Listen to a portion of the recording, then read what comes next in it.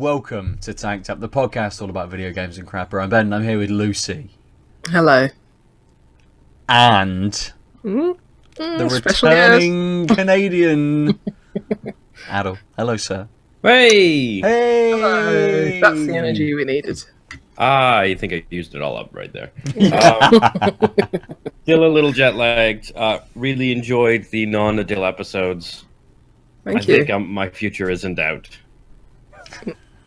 Well, we didn't want to discuss it on air, but you know. This is my only move, I think, is to bring it up on air, so maybe your politeness will keep me in the role. Cool, we've got to keep him. It's fine. We've got to keep him. Yeah. It's okay. Of course, we weren't thinking of getting rid of you. Of course not. We wouldn't be that hard. Never. We haven't had those conversations too. You've returned, hooray! So let's start with you. What beer are you going to start with this evening? Oh, I've got a theme. Oh, My theme is baller beers. Baller. Baller beers. So I am going to basketball inspired. No, I'm going to start with this North Brewing Brut IPA. Ooh. Yeah. It has no flavor text, but it is presumably, I'm going to assume it's champagne yeast is why it's a Brut IPA. That's the standard. Yeah. So. Nice. Lots of little origami birds everywhere. I think. Yeah, I don't actually know the name of it. I can't seem to see it. I think it's just... Oh, yeah, so it's a collab because it's North Brewing with Brew to Mostow. Cool. Which I presume is a Russian? Yeah, I assume so. Moscow. Yeah, I mean... I bet it's somewhere in, like, France. Yeah. Somewhere Little really tiny where you France. wouldn't think of at all. Like right in the middle of Birmingham. Yeah. Just started out. Like, what should we call it? I don't know. Something Russian. Why not? Look at that. Light, hazy, almost lemonade-looking beer. Yeah. I'll let that... Nice frothy head on it, too. Yeah. Oh, yeah, it's good. Oh, that is citrusy and white winey smelling. Kind of as you'd expect. Yeah. Nice.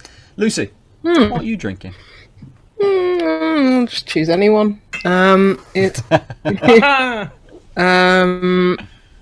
I got the beer 52 box. They were selling 15 beers for quite a low price, so Yeah. Right, yeah. jumped on that, and that's the only beer I have. So luckily Fair. it turned up today. So the first one I'm drinking is from Tempest Brewing Company, Ooh, nice. who I like very much. I think it's called Modern Hells. I think that's what it's called. Yeah. 4.1% lager beer. A traditional Bavarian session beer, our Helles is refreshingly uncomplicated in style. Using local Golden Promise barley and milled oats, we ferment it slowly and cold with our house yeast strain, producing a medium-bodied, bready lager. Okay. So Tempest, we all know. Up in Scotland, do some very nice beers. The hops are Mandarina Bavaria and Motueka. It's 20 IBU. Flavour, crisp, light malt, bready citrus. So, pretty much. Nice. Lemony Lager. bread. Yeah. See what that's like. Nice. Yeah, good old lager. I haven't had one in Good. a while. While you pour, Lucy, I'm coming up to your place. Because I am drinking a beer from Dig. Oh, I was Ooh. getting excited then. I thought you were going to physically come up to Birmingham. Just like, screw this, I'm on my way. Done. Yeah, we're like, cool. I'll record There whilst we I'm go. driving up. The Having night's a young. It's only, what, 8 o'clock?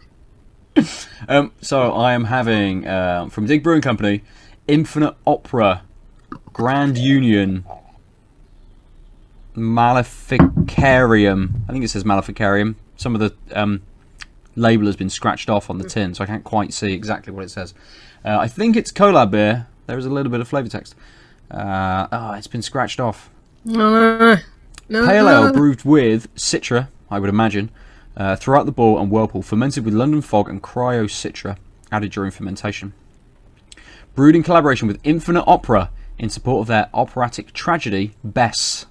4.8% Yeah, they've been doing some weird things at the brewery. I'm Yeah. not sure what it is. Like, if they're having like stage plays there or something like that. It's weird. Well, Yeah, I don't know whether it's maybe. linked.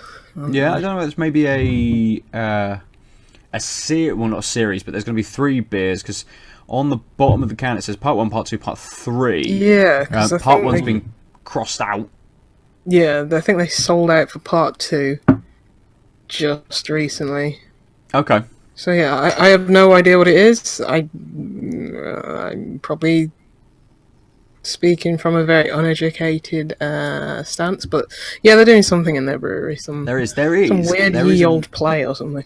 Well, there's a little bit of flavour text possibly about the play. Again, I'm going to butcher this because a little bit has been scratched off of the can.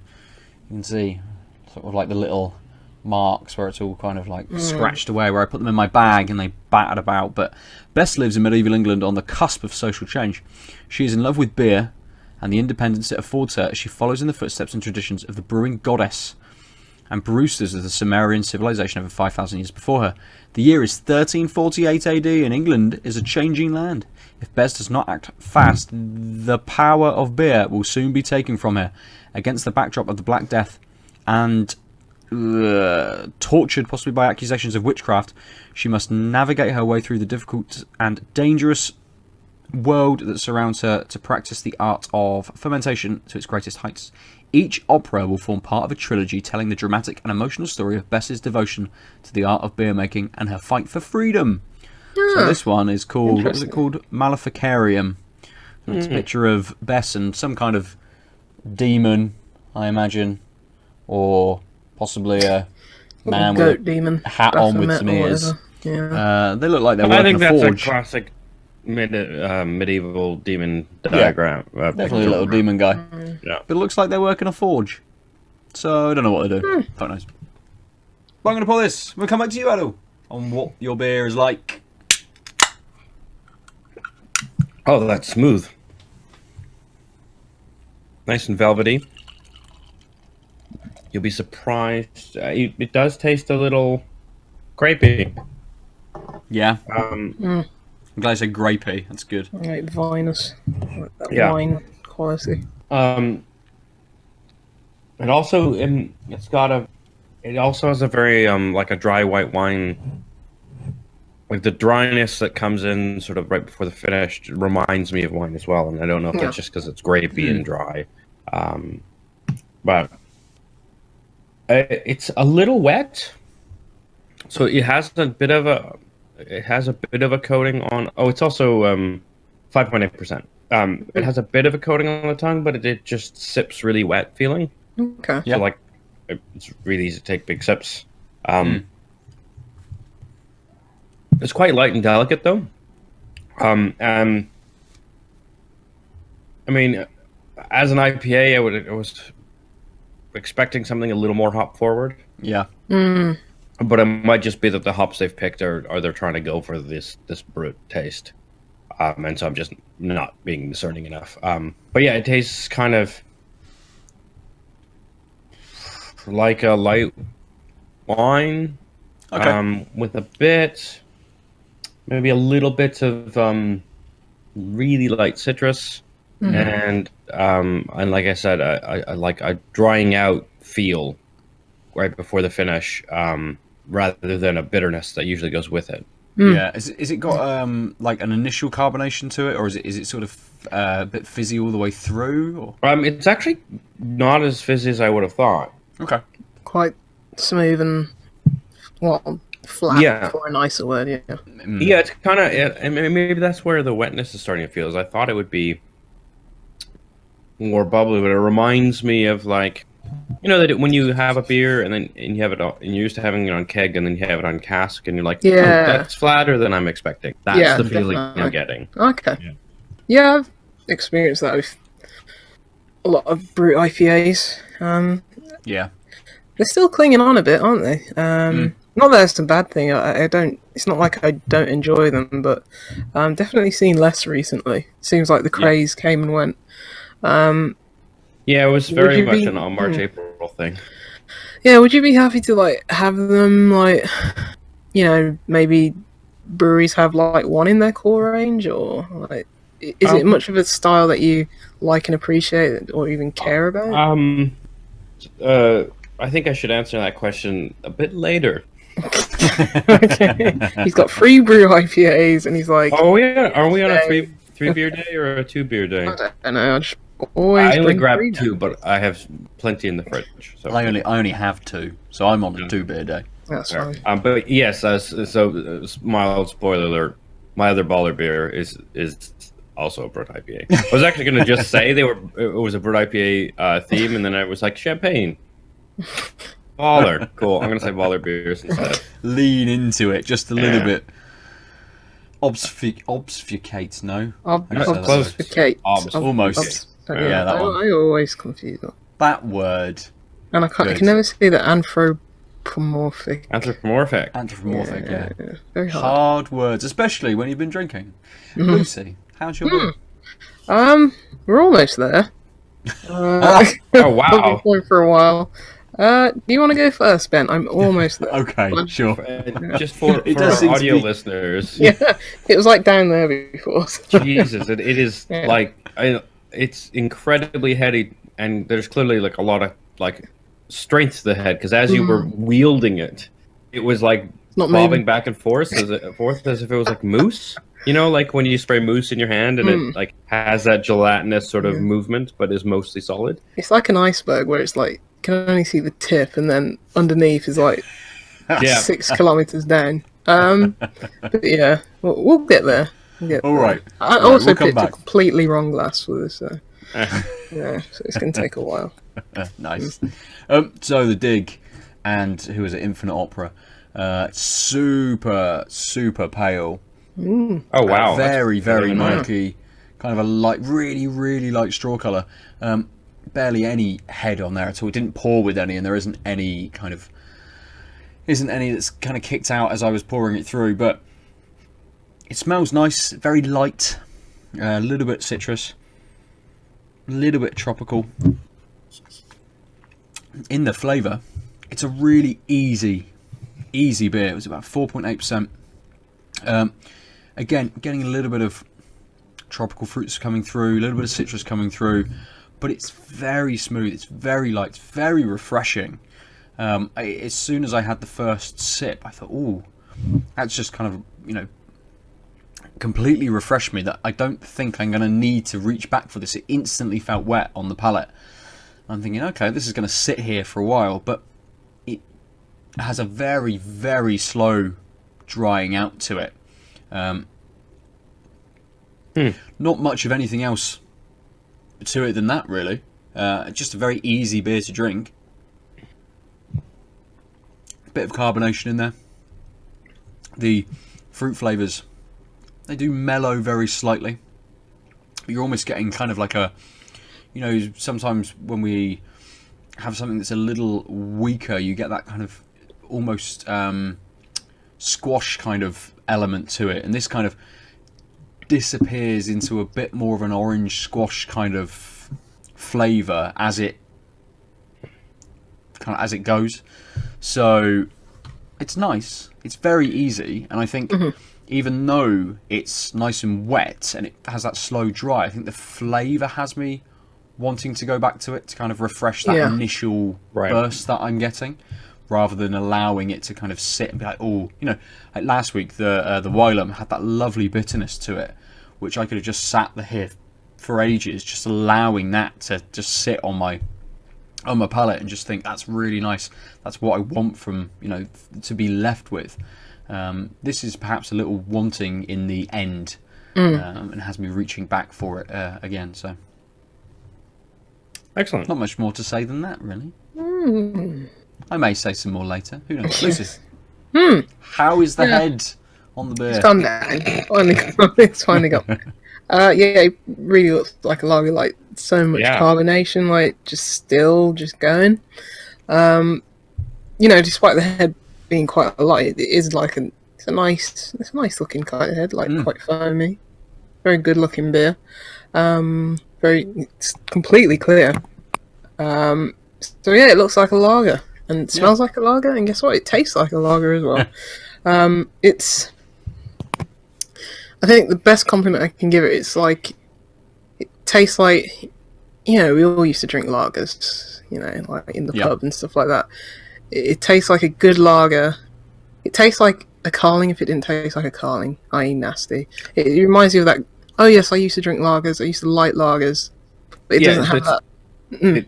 Like the taste has improved to your palate, but it reminds you of how you liked beer before you tasted a bunch of other beers. Yeah, exactly. I get before that. I saw the light. It's it's nice and light. It's got a nice lemony kind of flavour to it. It's, even though there's a lot of carbonation, I mean, it doesn't feel that carbonated. It's not gassy. It's not like overly fizzy. So it's very smooth going down. Yeah, it's really nice. It's a really nice lager. I mean, if someone, you don't really have many, craft lagers. There's more and more popping up each day, but this is, it's nice and light. It's 4.1%, easy drinking, tastes like a good lager. Yeah, it's nice. I mean, Nice.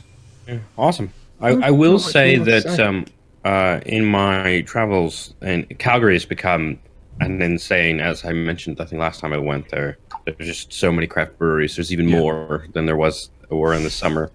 But I think one of the differences in the beer markets is almost every single one of them had a lager.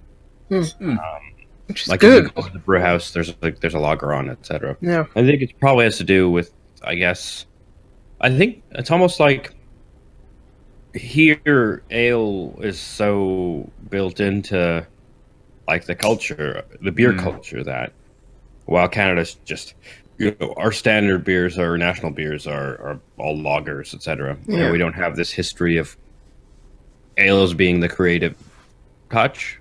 Yeah.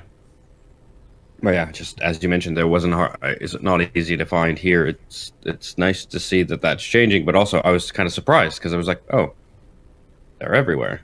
Right. I mean, I'm still not going to pick them because lager's not my favorite type of beer. Yeah. But it's nice to know I could. Yeah, like now and then I like having a lager. Yeah.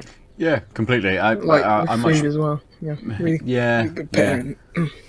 And I much prefer a lager on like on a hot day when I want to be sort of like instantly quenched, instantly refreshed. Lucy, I was going to ask, is the lager, because it's a Helles, isn't it? Yes, it is. It's kind of it's got that Christmas to it, I imagine. Has it got any? A little bit Christmas. It's not as cold as I probably wanted it to be. But so I can't really speak to the Christmas that much. It's a bit warmer.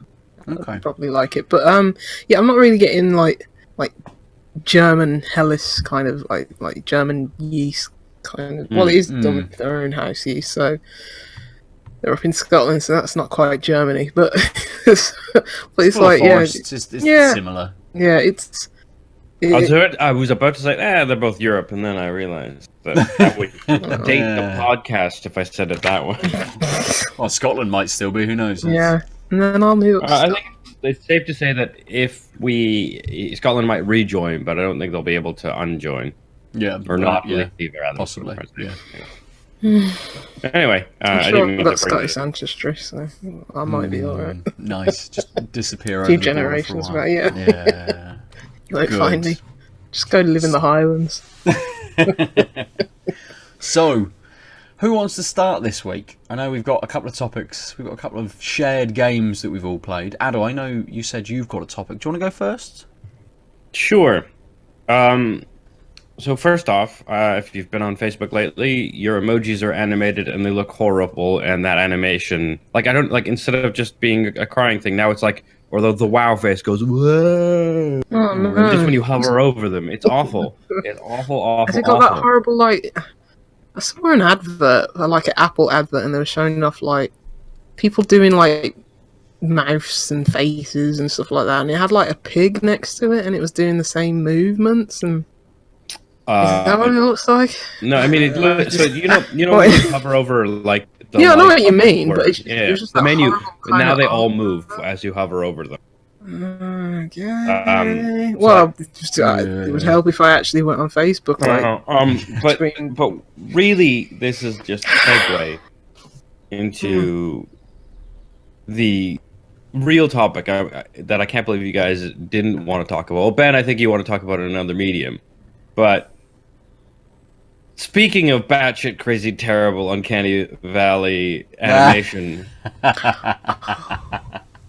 Yeah, let's talk about this. Alright. I was gonna I write about it, guys, but I've like, been we've so joked busy about it with on work, it Discord. just went out the window. Like, Because usually I don't watch like trailers to anything, but this was just like, I have to see this. and well, after all the controversy on the posters. Oh, and if you haven't figured out, we're talking about Sonic the Hedgehog, the movie. Yeah, the posters, and people are already worried about the fur and the creepy face, and then it's like, oh, what if all your worries were just too simple?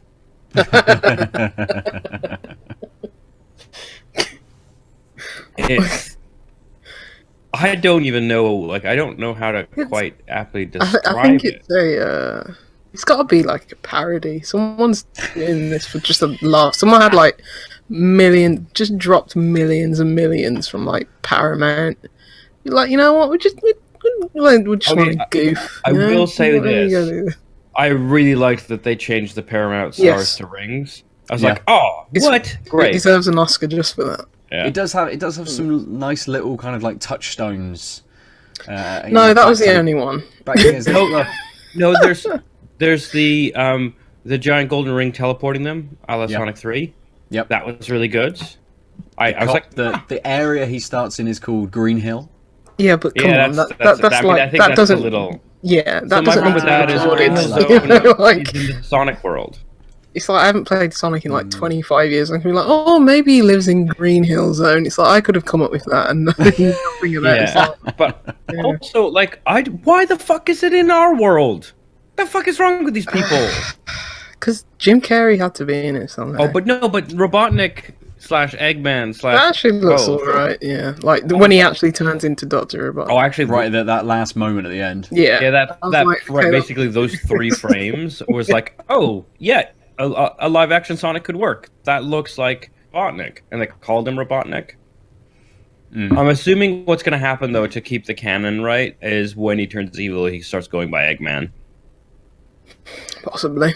Maybe. But like, what? Why? Like, why bring him here? Why? And give nobody James wanted this Marsden- movie. Like nobody wants the games anymore. It's like they're just. They're trying to revive it, aren't they? Really? Yeah. It's This is how people How like is this going to help? keep faith, because people like, you know, does God and the devil exist? The devil is in Sonic, and the fact that he keeps on coming back, that's the easiest way for people to keep their faith. It's like, yes, there is bad and evil in this world. I think it's simpler than that. I think it's just Sega doing their standard cash grab thing. They had decent reviews on the last game, great reviews on Sonic Mania, and they're like, oh, now's the time. Like, as soon as Sonic Mania got like huge reviews, they're like, all right, start making that movie. I don't know, we'll get the guy who was in that movie with the CGI bunny to be the star of this one. What? That's right, James You on Marsden. Oh, I thought he was on was about the like star of Roger Hop. Rabbit, and I was like, what? No. He starred in the movie Hop, a kids-ish family film where he interacted with CGI bunny. I seen know that him one. as Cyclops. I was going to say, this is how far Cyclops... Westworld. And Westworld. Yeah, more recently. Westworld, yeah. Oh, there's another Eddie. thing I really liked, Eddie and Cyclops. which was every hero has their own Genesis, or whatever the tagline was. Doesn't translate over here because it's I was Mega going to Drive. say, I really wish that on the UK trailer they said every hero has their own Mega Drive. People are like, well, that doesn't make sense. What's going on? I mean, the whole thing doesn't really make any fucking sense. The most egregious thing. I mean, why did they use Gangster's Paradise as the track running through the track? It doesn't make any sense. Sonic Gangster. Why they used it? It's just like God, yeah. someone just sorry, you cut rolled that. through fucking some 90s tracks and they just Because gone, him and that Coolio have the same hair. That's why. Why else? But like, yeah, you're right, because it has no, it doesn't. It doesn't even make sense with the way they cut the trailer. Like it's like nothing in the No! trailer. Oh, it was when he was Works. he was warming up, and it was like, oh god, no. I thought because I was thinking of writing something on this. I'm like, right, okay, this is the worst bit. I'm gonna have a look and see why someone may have done this. And like, Gangsta's Paradise was released in like '95. Right. When no Sonic things were ever released. So it doesn't even tie in with anything Sonic. I just think, was Gangsta's Paradise used by Sega in some odd advert when it came out to promote the system? Who fucking knows? It doesn't make any sense. What I don't get is like they're using like, oh yeah, the Genesis, and using like sounds from original Sonic, or I don't know if they carried over and so whatever. Who knows? Probably they did.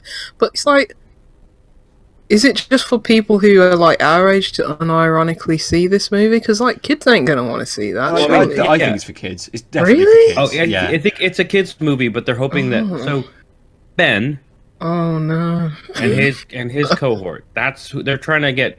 People like Ben who might be nostalgic and recognize the property that can take their kids. But can you imagine like this is gonna be somebody's Space Jam? That's horrifying. It won't. Oh my it God. Won't. It will not. Kids are Detective gonna go like, Pikachu. you remember Sonic? Detective But Pikachu might be someone's Space Jam. that I'm okay with, but Yeah. imagine if this was somebody's Space Jam. Like, it's like, oh, I grew up with Space Jam, and then you grew up with Theodore Rex, the weird Whoopi Goldberg Oh man. dinosaur. I mean, that's a great movie. You shut up. It's great if you just think, oh my god, how did Whoopi get here? I mean, Think, what bet did she lose? Then yeah, it's a great film. yeah. I saw so an artist, like a video game artist, the guy who works on Infamous and a couple other things, did a remock-up where he brought the eyes closer to the like Una eye that Sonic has, got rid of some of the teeth, because boy are those teeth the worst.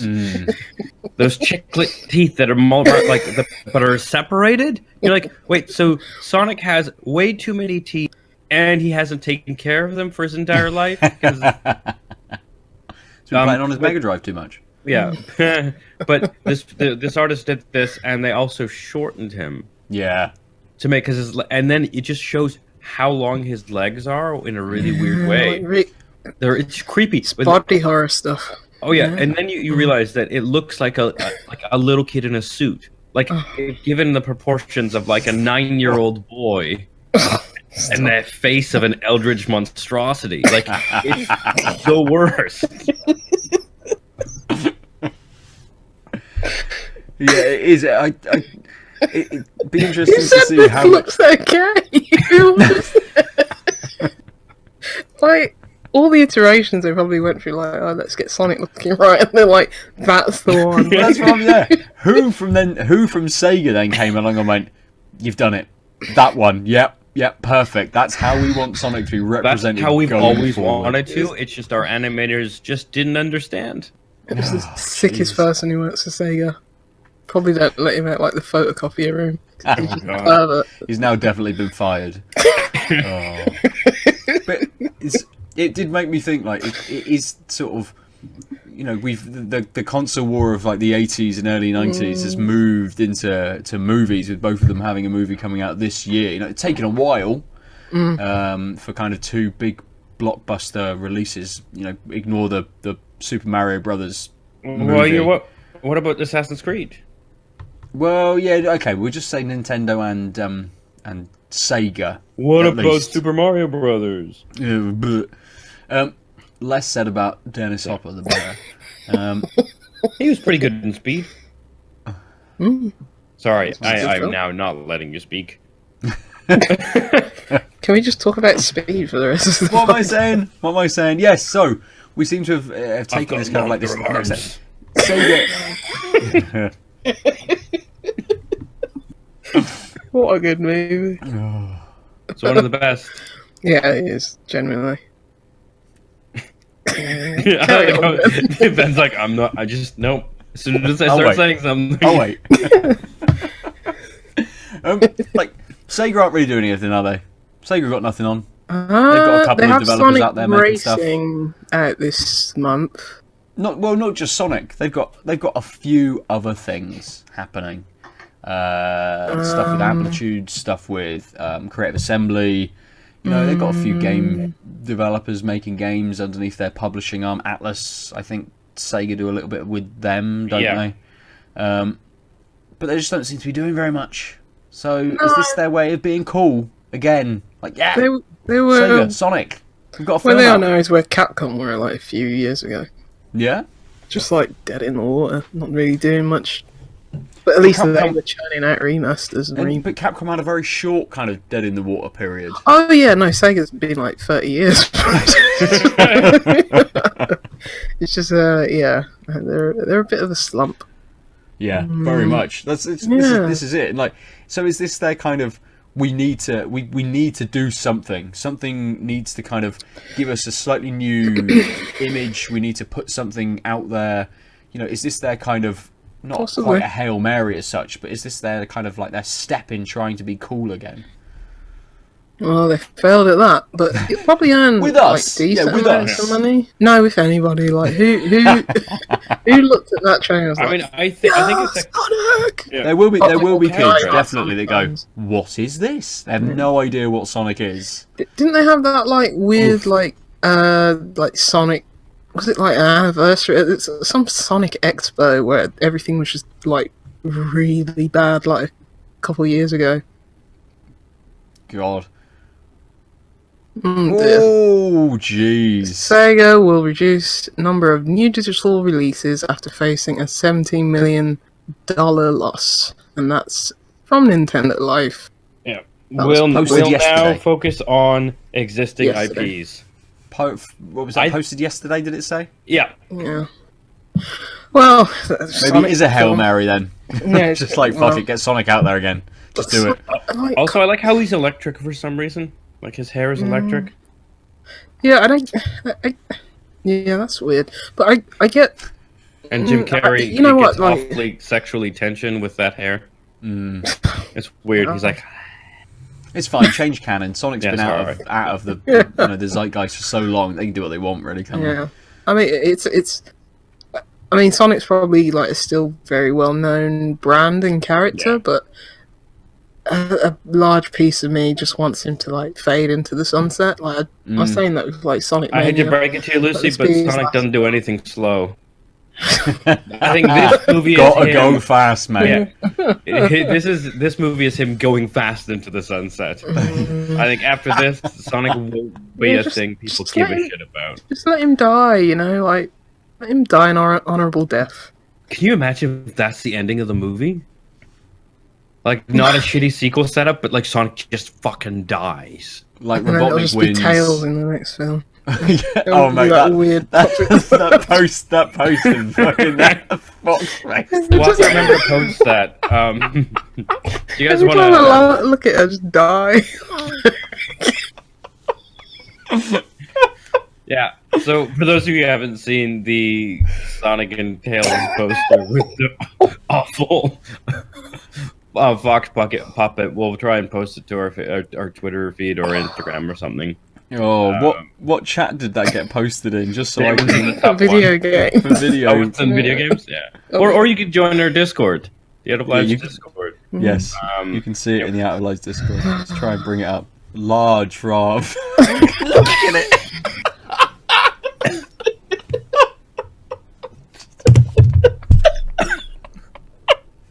Oh, this is so good.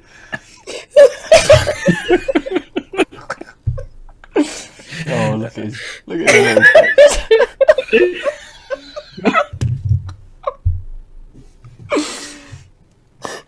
I've got to get it off Or the you could screen. I watch the can't video feed because Ben briefly. Although I don't think Ben could hold the phone straight. He was laughing too hard. Oh, it might have wobbled slightly. No, Oh, you, that is you that kept is it possibly together the enough. best. That is the best thing to come out of this film. Yeah, there's been some. Yeah, I think that's the best thing because it's hilarious. While most of the other memes are just reminding you of how fucking gross the Sonic one. Yeah. Like, I think the other one I posted was the Sonic 2 or Sonic 1 intro screen with the, like, Sonic... Yeah. And you're like, okay, this is nightmares. Oh, man. Oh, it kind of... The thing is, it kind of makes me want to go and see it. Just to see what is going on. Wait till I it's on imagine Channel the trailer 5 in gave like us- 2 years. Don't worry. Yeah. Be free for everyone through Well, PS I mean, Plus in I'm about 2 kind of years. curious how they're going to meld the things together, because something's got to make the warp ring that we saw. Oh, you think this is going to have a story? A cohesive So I'm story? actually, so I, Oh my I'm God. hoping I'm gonna see this fucking movie. I'm gonna hate every second of it, but I'm gonna have to see it.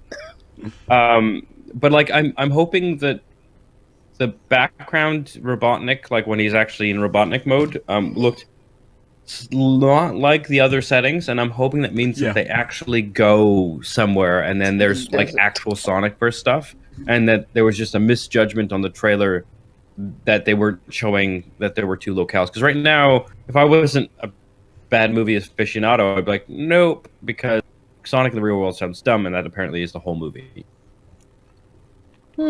I imagine we'll get another... This is the first trailer, isn't it? So I imagine we'll get another one at some point, which might delve a little bit more into it. I think Who fucking knows? Jim Carrey could honestly carry this movie. Yeah, Yeah, totally. I think he has the chops to do it. I think I he mean, does. this is also 90s nostalgia, right? We've got Gangster's Yeah. Paradise, we've got And Sonic, Jim and we've Carrey. got old school. Like the few moments you see of him, he's being much more like Ace Ventura with the Mask Jim Carrey than I've seen him since then. Yeah. Right? Yeah, the animated, Massively. very animated face sort of Yeah. Jim Carrey, yeah. Yeah. Hey, Gritty yeah, evil. and the body horror. Yes. I don't know... I love you- the you mask. say whether Jim Carrey can carry this movie. Jim Carrey this movie. From the trailer... From the trailer, I don't know. That wasn't. I think- that wasn't I a think- good, If he's in wasn't a good 95% portrayal, really. film, Yeah. then yes. If I think- if it's all about James Marsden and Sonic, Yeah, I mean, that's the then, problem. Yeah, it's going to be mostly them, and he's not going to have that Robotnik turn probably till the end. The last Mm. act, yeah. Yeah. That's what I'm saying. I'm hoping it's actually the first act that we've seen, and that there's like Mm. 2 acts in Sonic Land. But Sonic You're asking a lot, I think. oh yeah, totally. Also, do you think there's going to be like shield power-ups?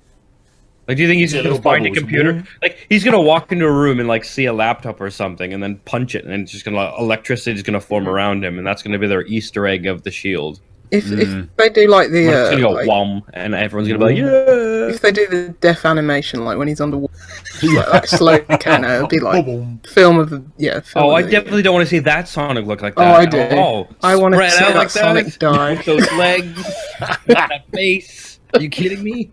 Oh, That is more nightmarish than anything else I've seen. Fucking hell. Should we move on from horror I Sonic? told you I had a topic.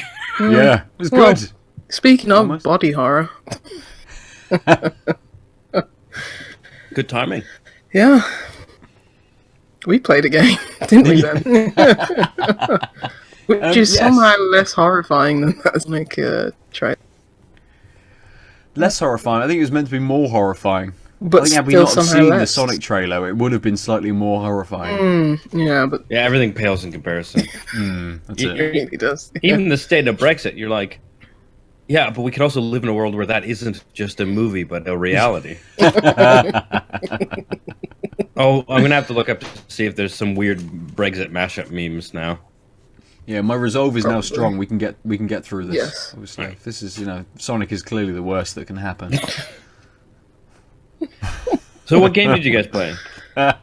Was it called Dear Substance of Kin? Yes. Yes. That was in there. Okay, yeah, because Ludum Dare Jam has been going on recently, last few days.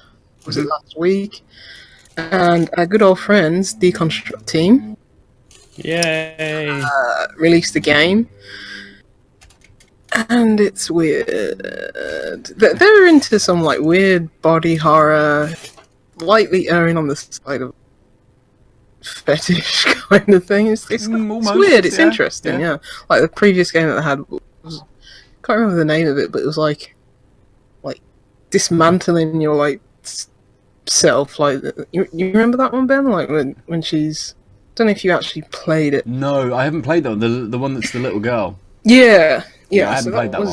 Yeah, so that was like dismantling like body pieces and that, like self mutilation and stuff like that.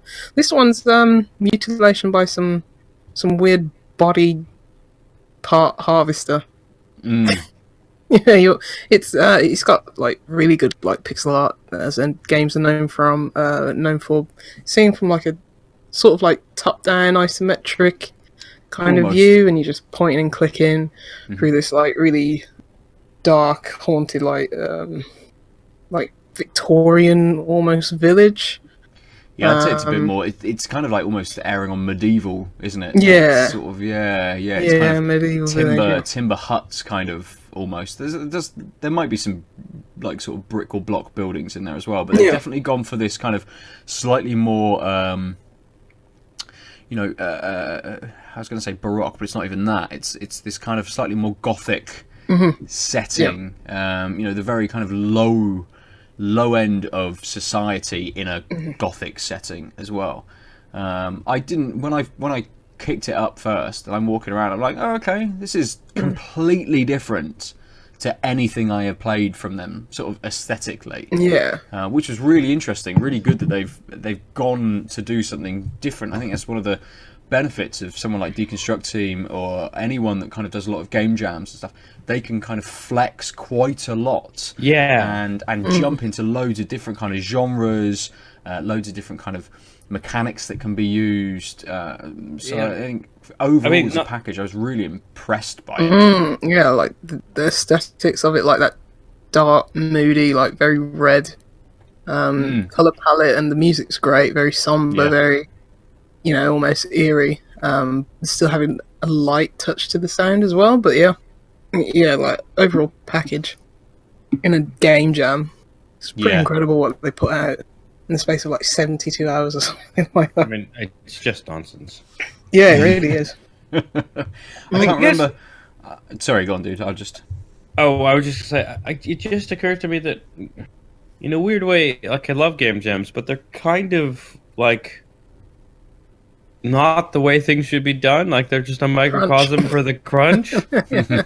I never put those together, and this is voluntary. Like, yeah, like obviously that, which it's not is the same. But I was just like voluntary. But I was about to say it's amazing what people can get done in a short amount of time, and I was like, oh, but that's a bad thing to be amazed by regularly. Yeah, but of course it's because it's 72 hours is not the same as 6 months balls to the wall. Right? Like 72 hours true. Voluntary is then I just don't do anything for 2 days.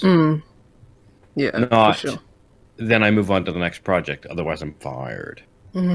Sorry, I just brought the mood down. No, I think it's worth saying, but yeah, different settings. So you were going to say the gameplay. Yeah. Well, do you want to speak I was just going to say I was trying to find what the theme for the game jam was. It's something to do with bodies or something like that. I'll try and find it. Lucy, you were going to say about the gameplay. Yeah, you're just pointing and clicking. You're just walking as this like weird, twisted, like almost Grim Reaper-esque character holding this cauldron. Like walking door to door. I don't know how many different houses knock on and interact, but you're like, knocking on the door, and it's like, who are you? Oh, I'm the butcher. I'm some lowly housewife who can't have a child and stuff like that. And it's like, oh, you're knocking on their door, and they like, if you want to, get what you desire in life. One was the butcher was like, my son's a vegetarian. Please make him a meat eater. I'm like, okay, that's pretty funny. It's like, okay, you have to sacrifice a body part to me. It can be, one from yourself or one from your child or next of kin or anything like that. So you decide which body part they, sacrifice, and then I get confused about the mechanic that follows thereafter. It's like, do you know what it is? Yeah, you drawing pentagrams on me. Suddenly, well, kind of like so on the character's back. So it brings up a screen of a human back, and then there are lines kind of just randomly across the back, and each of them will say something. So the one I remember was the first one you come across, which was the hunter, and he wanted to be a crow. Yeah. Like a giant crow, so he could hunt better. And a couple of the lines are kind of like positive traits, and some of them are bad traits. And I guess dependent on who you are and how you want to play this game, what you can do is use a resource on the side, which is, I guess, is substance, what they call a substance, to dip your finger in and cross out these lines. Right.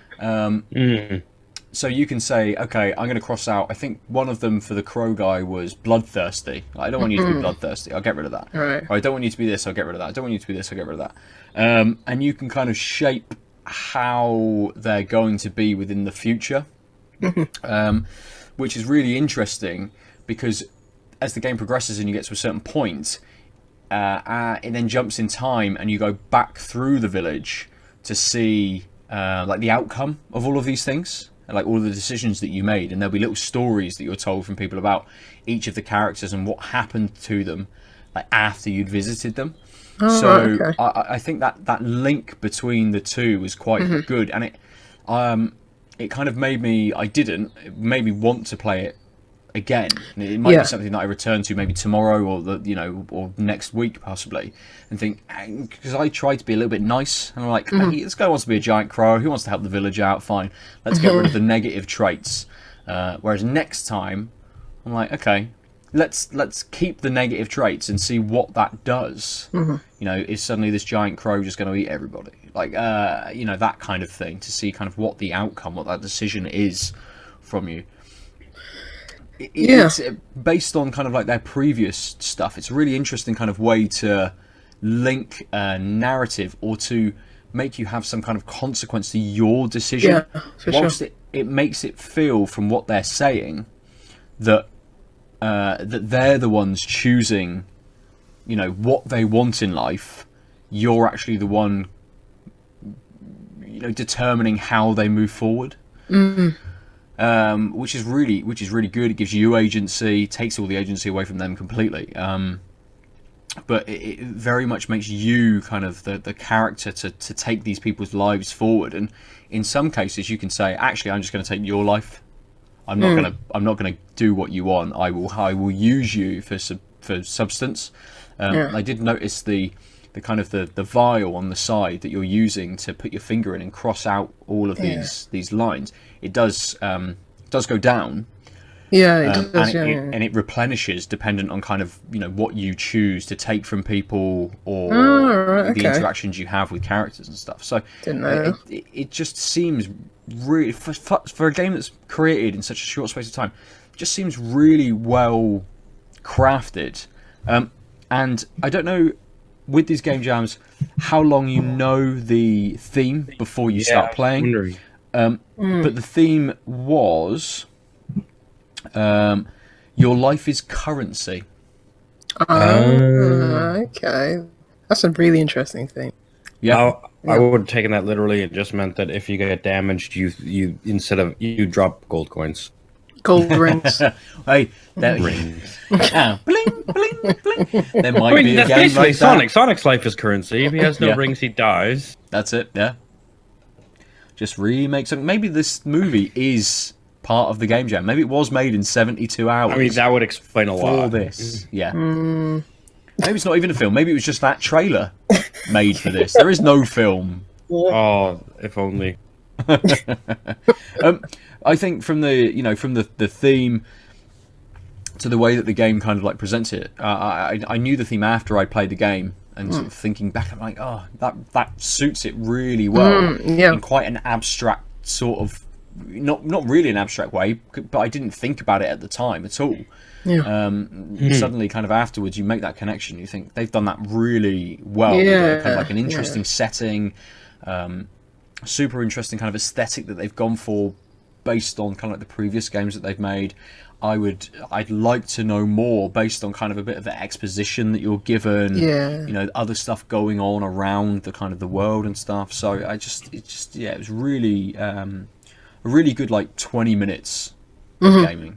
Yeah, and it's free on itch.io, as are most Ludum Dare games. But yeah, like as you say, and having that replayability, like their previous Florist game and stuff like that, and just such a small amount of time to have that like game that you can play in 20-minute bursts, but it encourages you to go back for more, to find out nuance and other choices. So it was interesting. And then you like the big old spider crab that that you give all these body parts to. It's just like, oh, okay, you've got some ideas, and they're weird and interesting, and I can appreciate that. They do seem like quite a haunted team. Yeah, in a good way. In a good way. They're in a very really creative, interesting. in a very creative way that they can kind of bring this absolutely. out, and Heavy stuff. I'm going waiting. to try and I'm give it a waiting go for in the next couple. Yeah. I'm waiting for the next like bigger game from them. The next. Because Registering Club was what, last year? Yes. Not last year. Yeah, it was last year. Yeah, the very start. Yeah. Really good game that was. Hopefully they're not just doing game jams. Who knows? Maybe they are. Well, you know what? If they are, I like the frequent output. But I'd like to see a more feature-length game from them. Very much, yeah. I mean, Ludum Dare, it says, is every 6 months as well. So you get something like this, themed, very highly polished game jam games coming through. Every 6 months is quite nice. Have a couple of games from them a year, a couple of short experiences, from teams that you kind of get to enjoy their output, and that something is is coming. I guess they could just drop it at any moment, couldn't they? Really, but yeah. Did you? It was haunting. Did you want to talk about Seaway? Yeah, we can do it. I think. No I might open a beer though. I was just saying. Good idea. So I've downloaded both of those itch.io games. I just didn't get around to playing them because I'm still quite jet lagged, and so it's like. That's no problem. Yeah, I mean, so Seaway that we'll talk about in a minute is a little more. There's no narrative to it. It's kind of very easy to play. It's you can kind of play it in a slightly tired state, whereas I think the Deconstruct Team game, you want a bit more awareness just to be able to kind of take in exactly what's happening in the world and stuff. So Right, fair enough. Aadil, we started with you. We'll come back to you. What are you drinking? I'm drinking the Wurlitzer White Grape Brut IPA from Gipsy Hill and Donzoko. Ooh.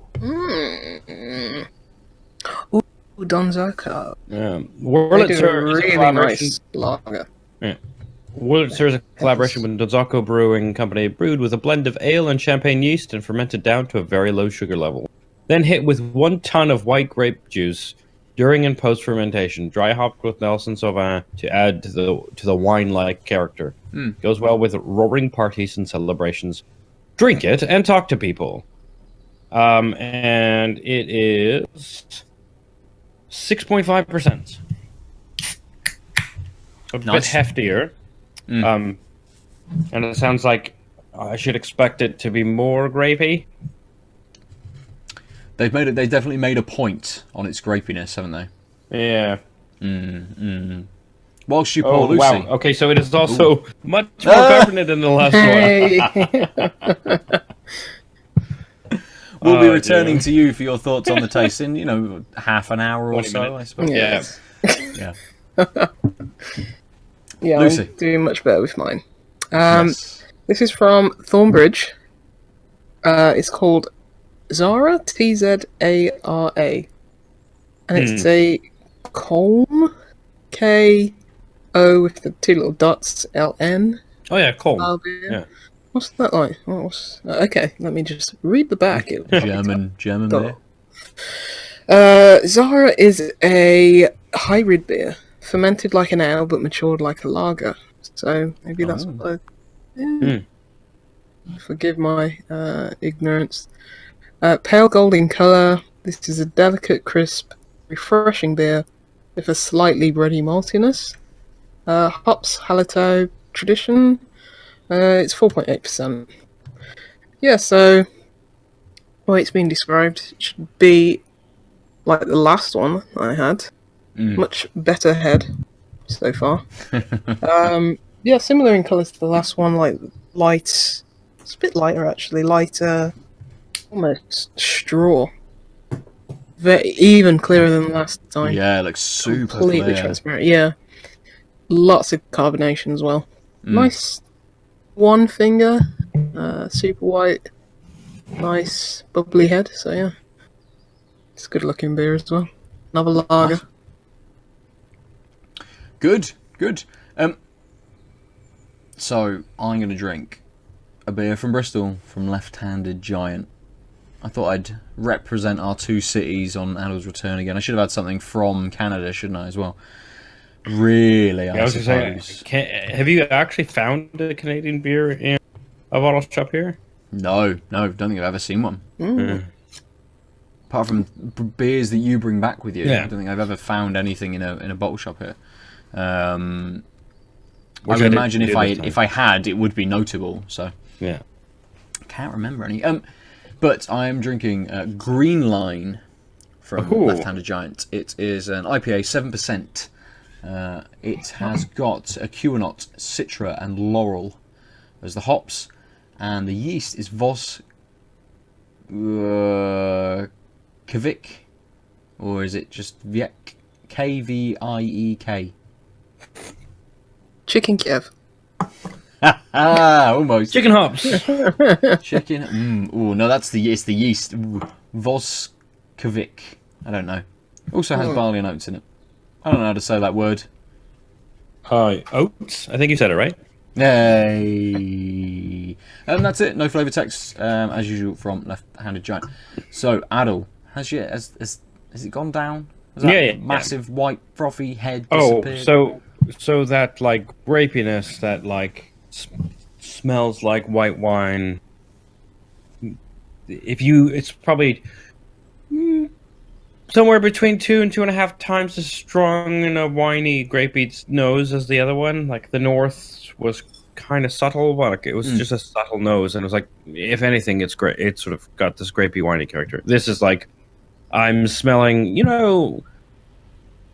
when it's the end of the night and you're cleaning up and you grab that bottle of white wine that's been sitting there that someone left in a corner, and you grab it and you get that waft of just like winey. It's like that. It's a less like, it's not the cheapness that often comes along with the parties. I just mean like it really smells like white wine. Like you get that like white wine that's been aerated, like it's been sitting and sort of, what's the word? Not aerated, breathed, right? Yeah. And I mean, obviously it's super carbonated, so I'm getting that notion of a well breathed, because it's been sitting out for a long time, white wine.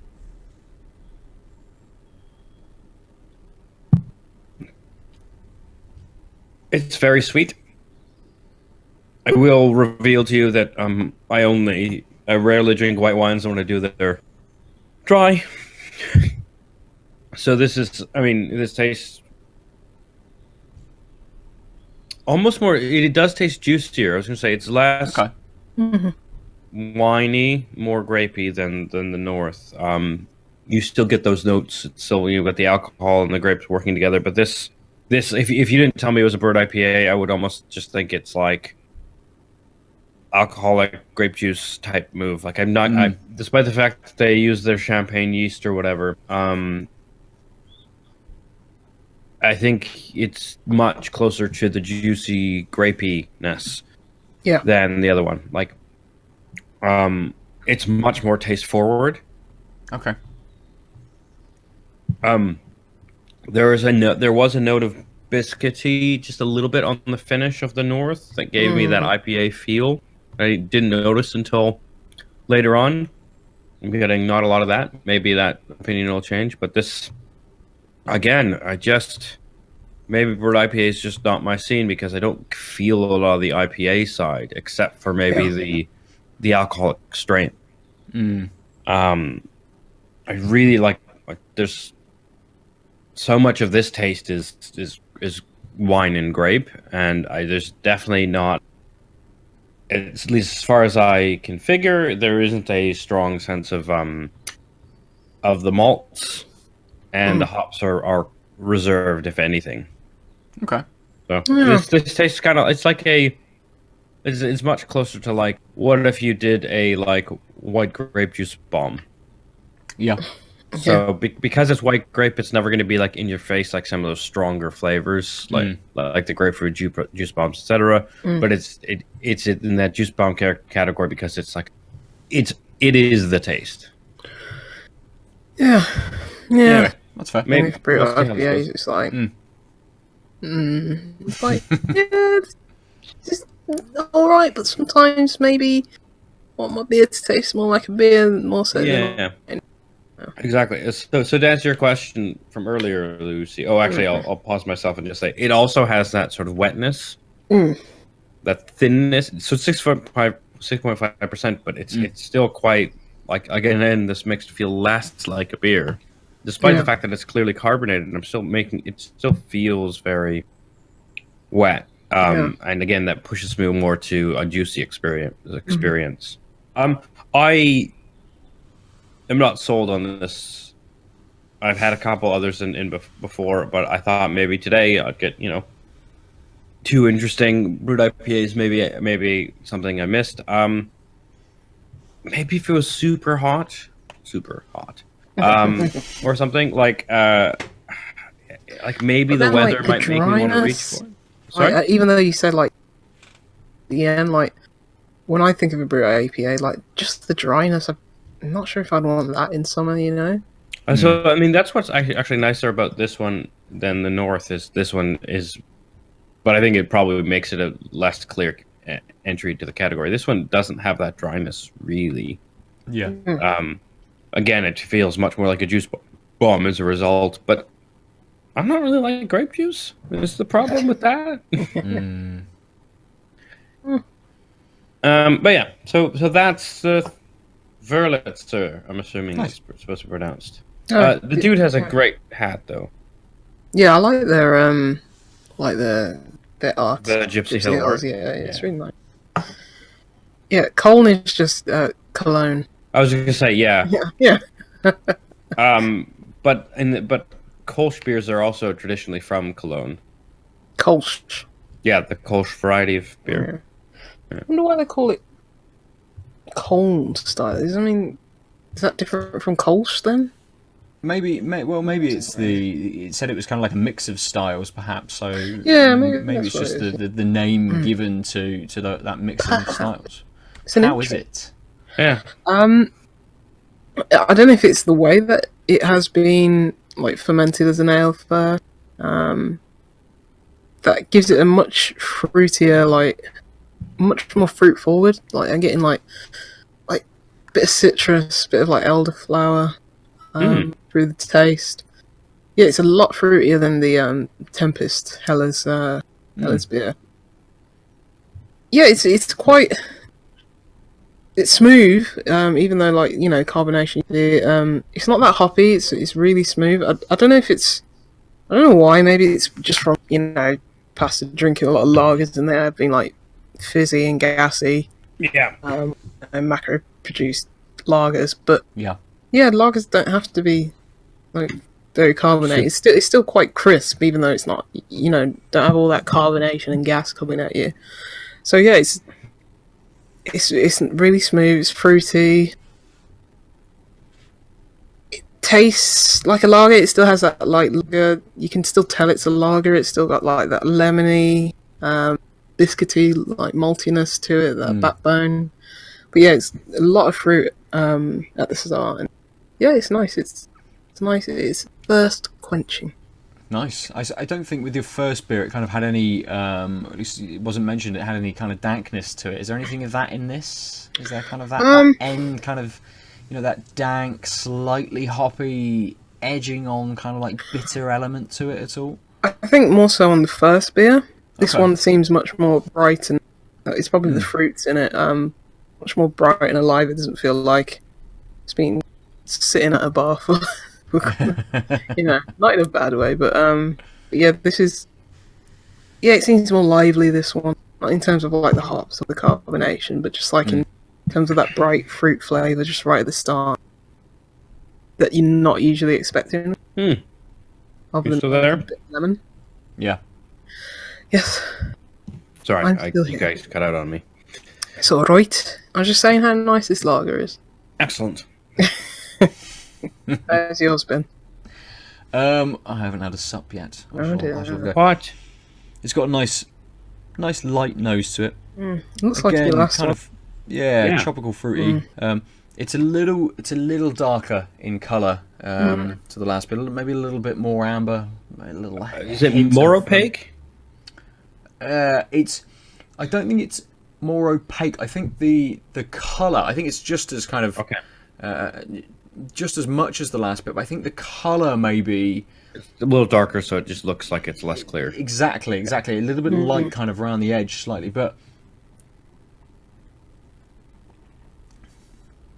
Ooh. So that's got quite a few different little bits going on. So the nose gave me some nice kind of tropical fruits. As I say, a little bit more mellow, a little bit subdued, not a big nose. Don't want to get it on my nose. But in the flavour, you're instantly hit with... There's some citrus going on. There's citrus in there. But I don't know if it's the acute or not, or the laurel, what it's doing, but there's this lovely pininess to it, which kind of ekes into this lovely bitterness. I'm still, hopefully it's maybe the previous bit, I'm still getting this kind of slightly pineapple-y, orangey aftertaste to it. Again, whether that's the previous beer or not, I don't know, but you don't so much get that. Maybe you do. Maybe you're getting a little bit of kind of maybe pineapple-y right at the start, maybe bleeding into a slightly citrus, maybe a bit more orangey note to it. But it's just got this nice pininess, almost a very slight kind of nuttiness. Yeah. So I had a beer earlier today, where it's like, it had that nuttiness from like, the piney, like resinous kind of like taste to it at the end. Yeah, completely. And as I say, this ekes into that very, very light bitterness, but just flows very, very well. And as that bitterness tries to kind of dissipate very slightly, you're left with that, weaker fruit, but the fruit does kind of push back in right at the end to leave you with that. Unlike the last beer, which was kind of dry, but the flavour disappeared quite quickly, that fruit is kicking around for a little while, but the beer's quite dry. So I'm going to be reaching for this one, I think more so because I want to quench myself. It's interesting. I would have perennial expected that the other way around, really. From sort of like the pale ale to the IPA. So I got to drink some more. That's all I'll say. Well, when Got to you're drink more. enjoying it, It's almost, I don't know whether it's just the hops, but along with that fruitiness, like the more I drink, the more I'm kind of getting a very, very, very light dankness to it. I know this only released last week, so it turned up at the bottle shop about 10 minutes before I rocked up. It was still in, it was still in the boxes as I got in there. So it's super, super fresh. Not really fresh. I could have had it that day, I suppose, but fresh enough. It's maybe just got a bit of a. I don't know whether it's going along with that kind of that pininess, but it's maybe got a little bit of like a grassy note to it as well. Whether it's that piney, nutty kind of flavour mixing with a little bit of a lighter kind of grassy kind of note, which gives it that little bit of sort of a slight like hoppiness to it, slight dankness to it. Super light, it's not really there. Be interesting to see if that came out more if I'd have cracked it, like instantly after I'd got it out of the bottle shop, and whether again it would be slightly less in a week or 2 weeks or something like that. But I'm going to drink this. We're going to talk about some more games. Lucy. Yes. Yeah. We started talking about Seaway. This is the sequel to A-Way and B-Way, right? Yeah, yes. And Highway. The final in the trilogy.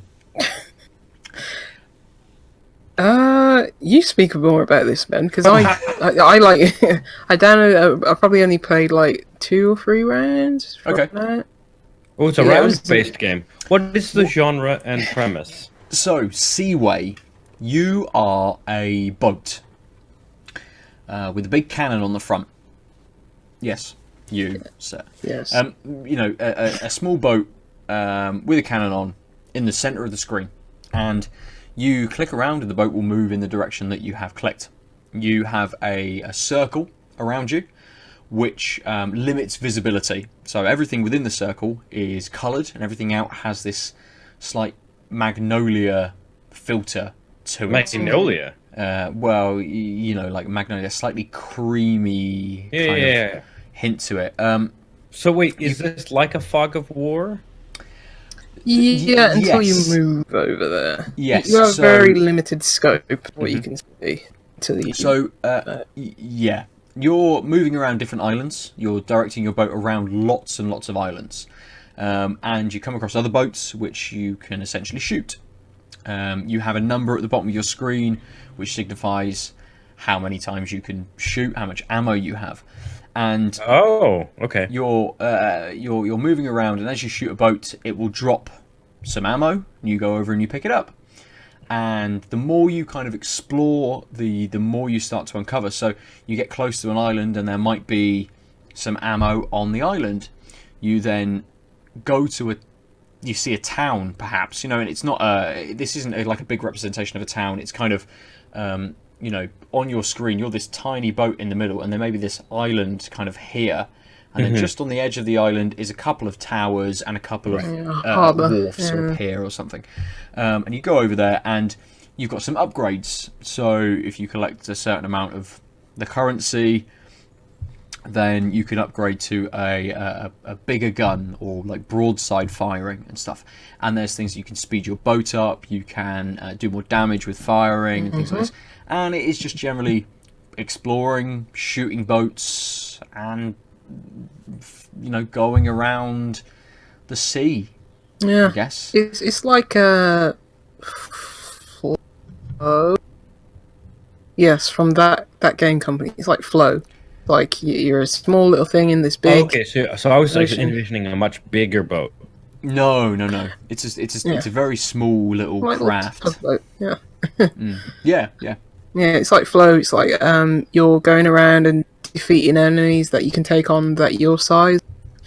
Keep on collecting resources, taking that back to the harbour, increase your firepower, or as you say, your speed, your damage, and then going to new islands, new places, taking on the bigger boats. Like I got to a pirate ship without upgrading anything, and it just rammed into me. It's like game over. It's like, okay, cool. So is it like do you have lives, or is it like a roguelike? No, so that currency at the bottom is both your life and your ammo and the currency that you spend in the town. And it's all the same? It's all the same. Yeah. So every shot is a potential life? Yeah. I don't know how much it goes down per hit sort of thing. Okay. But I got to a point where I had like 250 currency. Oh, wow. wow. I need to find a town. I want to buy the extra, the bigger weapons to see kind of what happens. And there's no change in like aesthetic to your boat or anything like that. I was expecting, having seen bigger boats, I was expecting maybe like your boat to just suddenly jump to a slightly different Oh, it doesn't. asset. It doesn't. It stays the same. Okay. So only Weird. like speed and like that. And... Oh, that's weird. Yeah. It'd So, be cool if you had, like a massive pirate ship at the end. well, that's what I thought. I was like, Yeah. okay, there's big pirate ships. There's the assets for these here. Maybe I just jump up to the next size boat when I unlock a bigger gun or something like that. But no. Okay. Which is fine. That doesn't matter. Yeah, it's just cosmetic at the end of the day. Yeah. Completely. It's that joint kind of resource at the bottom. Once I realised it was a joint resource, it made me a little bit more cautious about what I was doing. What made me super cautious about what I was doing was remembering the theme of the Ludum Dare game jam in that life is a currency. And that actually, all of this ammo and all of the things lying in the water when you kind of, when you take down a boat, look a little bit like people. Not any people, brown people. Oh no! And Oh no! if you don't go over after you've defeated a ship and collect them, they start to drown. Oh, wow. Yeah. So you don't launch cannons or anything. You're launching people. You're firing people, and you're also going to a Are you town actually? and selling people. Well, it's the currency. That's what you're collecting. It's Sell people in the this got town. super dark. yeah. I know. What? I was Read the description on, on itch.io. I didn't read anything. I'm just like, yeah, that looks cool. That's a Yeah, lovely that's aesthetic. cool, I'll play yeah. that. Little boat flying around. Brilliant. It has got a lovely aesthetic. Yeah, it really does. And the soundtrack's super calming. Yeah. Yeah, exactly. Like this paired with this ridiculously relaxed track that plays. I mean, that's actually through quite good. Yeah. Yeah. And then just the horrifying realization. Suddenly, I just turned it off. Like, fuck, I can't deal with that right now. Yeah, that's terrible. I'll come back to this later. You Like, see, I started it knowing that there was human trafficking.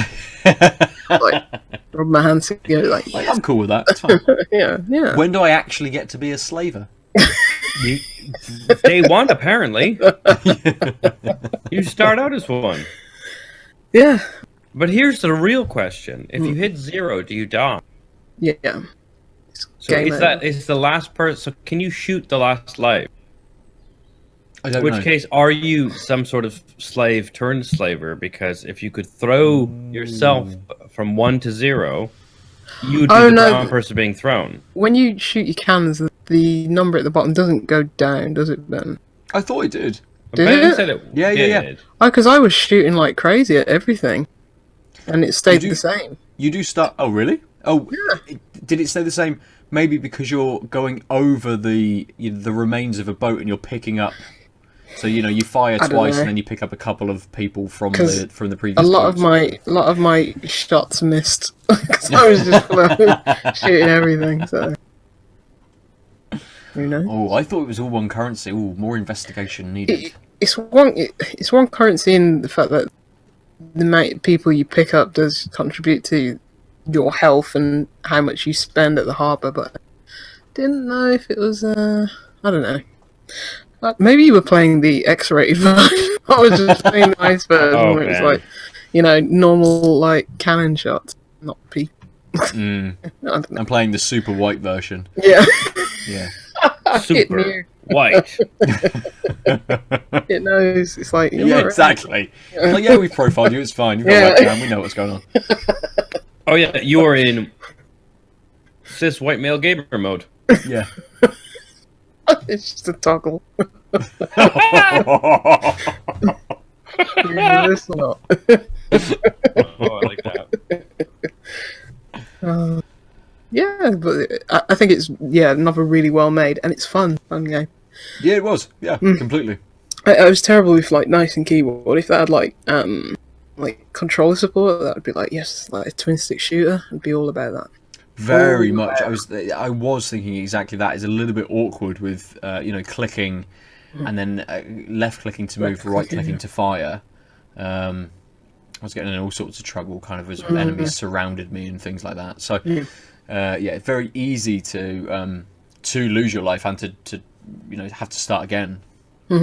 I think I must have played maybe 5 or 6 rounds before I really kind of got the idea behind it and kind of worked it out. I did play almost straight after I played Subsistence of Kin, whatever, Deconstruct.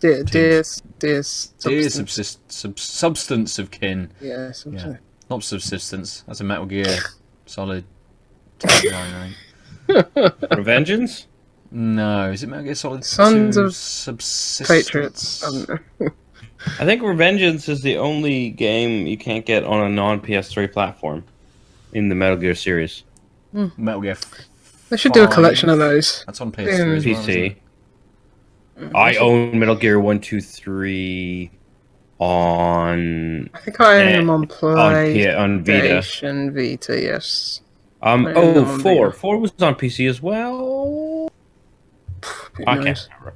Anyway, that was me saying a random thing for no discernible reason, except that's how my brain works. I'm definitely going to try Seaward. I'm glad I've gotten this...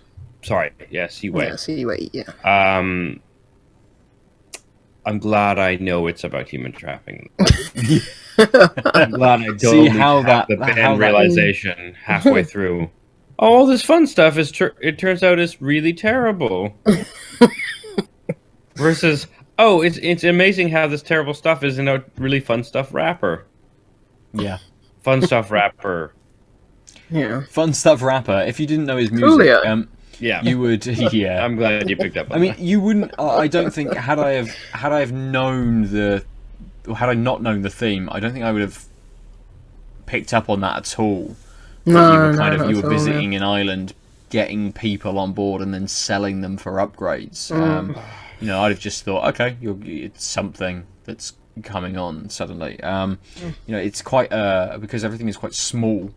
You don't really notice the asset for what you're picking up, sort of thing. Just to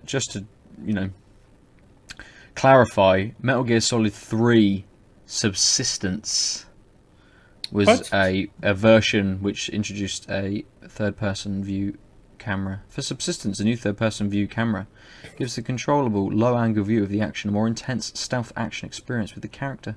Also included is a new multiplayer online mode. Who needs online in Metal Gear? No one. No one! Anyway. Revengeance or bust, is all I'm saying. Yeah. Didn't that have some kind of motion controller support so you could actually swipe? Oh, probably. Should have. I know, dependent on where you aimed your analog stick. That was kind of how I it might was meant own to that on the PS. I slice should plug in through. my PS3 because I have Move controllers because of the PSVR. Ooh. Yeah. Should see if that's a thing. And they never really upgraded the Move controllers, did they? So any Nope, Move it's the controller can work with same it. little glowing dildos that they came out with in 1994 or whenever. Yeah, 94. I'm still waiting for the Beat Saber. When the Wii So came you're- out. 1994. Oh, Like an air traffic controller does. I mean, to be honest, one of the reasons I really liked this room was there's a huge open space that way. For VRing. And then my PC died. Yeah. So Still have your PSVR? I do. Oh, It you do have a PlayStation, don't you? Yes. What's he got? See, it's right there. See that box? That box on that shelf? I wonder how much dust is on top of that. I've only lived here since mid-January, to be fair. And that box That's has been why. opened. I have used your PSVR. Oh no, I haven't set it up here. Yeah. Now that, I think my goal. So I defend on the 14th. Of this I'm month? done teaching. Yeah, Ooh. I'm done teaching pretty much now. Like I've got a review session next week, and then teaching review sessions at the end of the month. But like now, I'm like, oh, I need to like, even though I don't know where I'll live in 6 months, I need to actually fucking live in this space and not have boxes everywhere. Get settled. Don't be so transient that you never. I mean, you can experience actually anything. see, you can see how because of, like, look into my closet. You see that stack of Beer 52 boxes of the things I Oh my own, God, but yes. because they're Beer 52 boxes, because I got those for free. You look like a secret alcoholic. Lucy, I need hoarding to them break for the it to you, but we apocalypse. co-host a beer podcast. Yeah, There's no nothing secrets secret, going yeah. on with any of those. That's very true. Yes. Yeah. I mean, to be honest, most of it's Lego. It's good. Got to get it back out. Got to get it back out. Play with the Lego. Just to clarify for listeners who may be new, defend. You have your PhD Viva Oh yeah. coming up. Ooh. He's going off to 12 war. days. And then there should be much defend. celebration. Hooray! Hey. I assume. Oh, You yes. guys all cut out. I heard and then there's and then all robot voices. There'll be much celebration after. See. Yeah. What I didn't even know. The 14th. That must be a Tuesday? Tuesman. Tuesday, yeah. Tuesday. That new day just in between Monday and Tuesday. Tuesday. Oh, that'd Yeah, be it's all. a Tuesday. Oh, I need to Can you actually. imagine? I need to edit. How do I edit this? Fuck. When I was away in Canada, I got an email being like, "Hey, can we move to 11 a.m. from 3 p.m.?" And I was like, "Yeah, sure." Well, that means you get to celebrate earlier that day. Yeah, and to be honest, like, can you imagine Pub by just 12. sitting there like, until 3 p.m. being like, "So this is one of the biggest days of my life." Yeah. I was like, 11? That sounds great. I'll Yeah. wake up, shower. Pubs open at 12. Perfect. Yeah, Exactly. I remember my part 3 interview was at like 11 o'clock in the morning. Like, yep, perfect. Exactly that. Get up, deal with new child, get the bus. I Do hopefully interview. will not have that particular moment on that particular day. Unless someone appears on your door in the next 2 weeks with a child, you're probably fine. Could happen. Oh, can you imagine? I can, yes. I can imagine that. You had a heads up. That's true. This was not Quite a unplanned. large heads up as well. Yeah. 9 months. Yeah. Was always the fear for the last sort of like 16 years of someone just appearing on your doorstep like, huh? Like, oh, no, it doesn't look anything like this, sorry. So, Lucy, Aadil, have either of you played any other games or have anything else that you wish to discuss this week? I played anthropomorphic game. Yeah, that was right. Definitely. Yes. Did you play anything, Aadil? Or shall we just go on and talk about Backbone? I played the first 10 minutes of Backbone. I Oh, forgot I okay. played it. Yeah. I played that too. Yeah. We all That's played the it. thing I did when I was like, okay, I can emerge from bed while I'm waiting for you guys to like, waiting to record. I'll just start that up because that runs on my PC with it Intel internal graphics card. Nice. Yeah, mine just about ran. Couldn't change the resolution. As far Yeah, as... there was no options in that Yeah. fucking demo. Like, I Yeah, know I it's was a like, demo, but it was like, It's a bit weird, you know, like even... Anyway, without getting too much in the weeds, this is, well, they put out a prologue. The developer's called Eggnut Games. Very yeah. strange name. I think they're based in... I did read up, I think they're Vancouver. So, over your ways, Aadil? ish, yeah. I mean, Ishy- by my ishy. ways, you mean the ways I have been. Over there. The same continent. Over there, yeah, west. Yeah. Yeah. I live in Everything Canada's Montpellier, like... you motherfucker. Like, Everything... that's the point I was trying to make. My Everything- ways are very close to your ways. Everything in Canada's just on each other's doorstep. It's a very, very small country. Oh, yes. It is one of the smallest. Yeah, they only have like Oh, 5 bad. trees, Yeah. 1 bear. A lot of bacon. Anyway, Backbone. Yeah, Backbone. it was a Kickstarter backed project. It's due out the full release in 2020. They put out a little prologue about an hour experience, which is quite long for a prologue. So God knows how long the whole game's going to be. Maybe it's not indicative of the quality. Well, yeah, it's like what if we gave it away for free? Everyone loved it, and then we sold for full price 3 more minutes.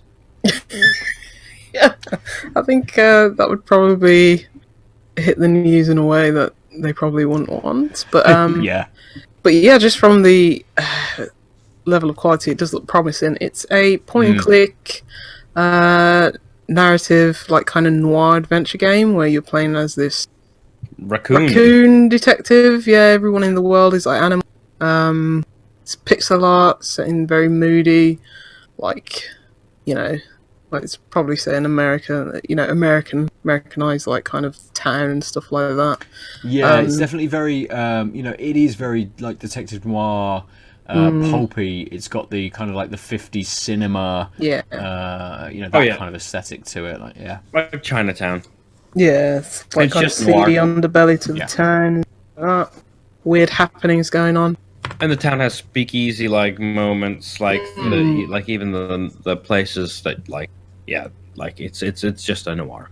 Yeah, I mean it wasn't too puzzly in the fact that like you've got like a large inventory the way you have to like combine items. There was none of that as so much. It was rather just, as you say, like speaking to people, going through like dialogue trees and branches and trying to find out solutions to problems via speaking rather than like like using the scum engine, like interacting with things and combining things and stuff like that, which is a really nice change to to kind of like the point and click formula, really, to have to kind of take on board what people are saying and really how it would be kind of in real life. You can't just fix together a fork, a rubber band, and a pencil and be able to break into a fucking door. Pulling in a rubber chicken, yeah. Well, you may be able to, yes. I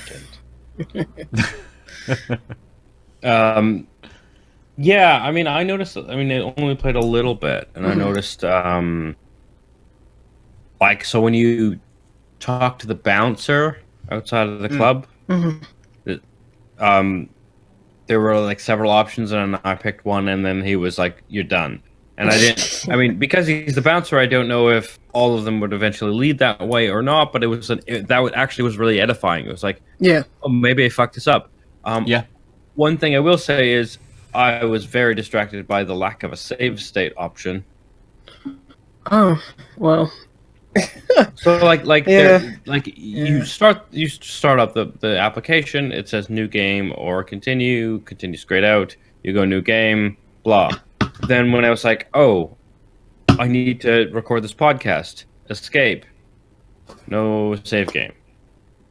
What? I don't know how much of this will be saved. I guess I'm just gonna quit. Yeah, I wonder if maybe it was a prologue thing. Yeah, so this is the thing. It's like this is one of those things where it's like, I kind of get like not wanting to have save anywhere because it seems like the dialogue trees matter, and so you don't want people scumming.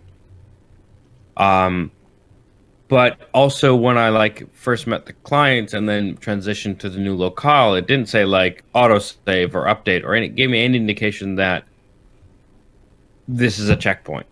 Yeah. And so then it was like, well, and then of course, as you said, like, is this just because it's supposed to be like a 1 hour less, like a short playthrough, and I just happen to be one of the few people who can't even manage to play a game for that long. Like, you know what I mean? Like, but if it's really odd to not have any sort of notion in either direction. Yeah, I can understand that. I don't think I really thought about it as I was playing through. Again, thinking that it was a prologue, I guess I just thought, okay, that's just the decision that I've made. That is what I've got. It's quite often how I play a lot of. I was just saying. I mean, I try not to scum in general anyway, even if I get the wrong ending. Yeah, and it's exactly how I played, like, any of the Telltale games. Like, I rarely go back and think, oh, I could have done this differently. Like, my playthrough is my playthrough. Yeah. There were definitely points, as you said, where I get to a point in a conversation with someone and they're like, no, like, do one, mate. Fuck off. I could have. There's definitely, I definitely feel like I could have got a little bit more out of them. It may have just opened up given me a little bit more knowledge about what I could have done next. But I managed to kind of, I got through right to the end. And as you were saying, Lucy, there's not that many kind of like puzzle elements. There is sort of one almost right at the end, which kind of threw me a little bit. Yeah, because I wasn't expecting, having all of this dialogue and stuff. I wasn't expecting there to suddenly be a puzzle where I need to work out a code to be able to move through a door, and like. Even before that, there was like a bit of a stealth part, which I wasn't expecting as well. Yeah, that's very true. And I don't know whether it's batteries. It wouldn't suggest by anything else I'm using, whether it's batteries in my keyboard or my mouse, but a little bit unresponsive. Input, a bit of input. I thought it was because I have a shitty graphic card. No, it happened with mine as well. Yeah, you have to be like sluggish. When the prompt comes up, you have to like be right underneath it. Press it 1 or 2 times, but yeah. So like switching from running mode, I it. found that was the most obvious. Like when you're trying to run, there's a lag between. Yeah, my computer was chugging, and I'm like, and so I actually like experimented a bit because I couldn't tell if it was a flag on, flag off thing. Like maybe I double tap shift because there was so much of a gap. Yeah, because there's so much of a gap, I had no idea. It just wasn't clear why I was sort of running and not running. And it was because I didn't hold it down, but there's a lag. Yeah. Yeah, because the first time I did it, I didn't need to hold it down, but then the second... That's what I thought too, so it was very unclear. But even in general, I felt like it was sluggish, and I chalked it up to being on a Vampire Intel card on a PC. But if you're saying, if you guys on your environments are also saying it's sluggish, and I was surprised because it's a fucking 32-bit pixel arty game. But it's doing a lot with that pixel art. To be fair, the lighting is incredible. So I think it's pixel art, but it's properly rendering, which is why I thought maybe my graphics card was chugging. I really like the physical dashes, the rain. That's clearly volumetric or something. Like I thought. Yeah, and just really gave mood. Like they're doing advanced stuff on a simple sort of background to give it that noir mood. Yeah, and that's why I thought maybe my machine just couldn't handle it, even though it looked simple. Yeah. So when you're saying your machines also kind of didn't like it, maybe it's not optimized. But again, it's a demo. It's a demo, yeah. They'll smooth these out for the proper launch. Like that's probably why they did this prologue in a little bit of a test bed. But yeah, just going back to the lighting, like the way things they make reflections in like all that neon, and it's just such such good mood lighting, and very much. It's probably some of the best pixel I've ever seen. Yeah, completely. Just so detailed. Yeah. And it's one of those where you very quickly can identify each of the kind of the family of the character. So you walk past something, you're like, oh, that looks like a squirrel, and he's like, yeah, that's a squirrel. Or so it does it in such a good detail that you're never kind of like wanting, really. Like aesthetically, it's really really good. Good lighting, good music as well. The sound was really nice. I thought that it might have a bit of a, at least in the kind of like the initial thing where you've not got many decisions to kind of go through, that you might have a bit more of a voice over to it, but it wasn't. It was just, on-screen text that ran for it, which is fine. Yeah, for me, the dialogue probably wasn't as good as I wanted it to be. Maybe it's because like English isn't their first language, and maybe that's localization. I thought exactly the same thing. Yeah, but it's the noir mood it wasn't exactly It isn't- reflected in some of the yeah. dialogue. Some of Which it was sucks because very- all the game is, I mean, primarily is dialogue. Yeah, like some of the dialogue was very like pulpy. It's not exactly like, you know, noir and like slightly macabre and sinister. Yeah, it was that nuance wasn't quite there. Yeah, it was a bit conflicting in terms of the mood and its dialogue. But as you say, it's prologue. Maybe these things will change. But I still enjoyed the dialogue, even though it was a bit all over the place for me. I still, you know, enjoyed his interactions with like the other townsfolk and stuff like that, and getting more insight and exposition into this town, which they inhabit. I wish there was a little bit more exposition, rather than just happenstance conversation. Like, I used to know you, but doesn't really explain the context in which I know you and why you're. Yeah, and I think part of that is because like the brief amount I played, you go past the club, you can choose to like walk past the police department, and then there's a guy who like references knowing your mother and getting you a job in like as a legitimate police officer or something along those lines. But like in order to trigger those, you have to pick. You have three options: one which makes it explicit that this is your relationship, and a couple that don't. And then it's like, okay, so that's an interesting way of giving me backstory without like it affecting the narrative.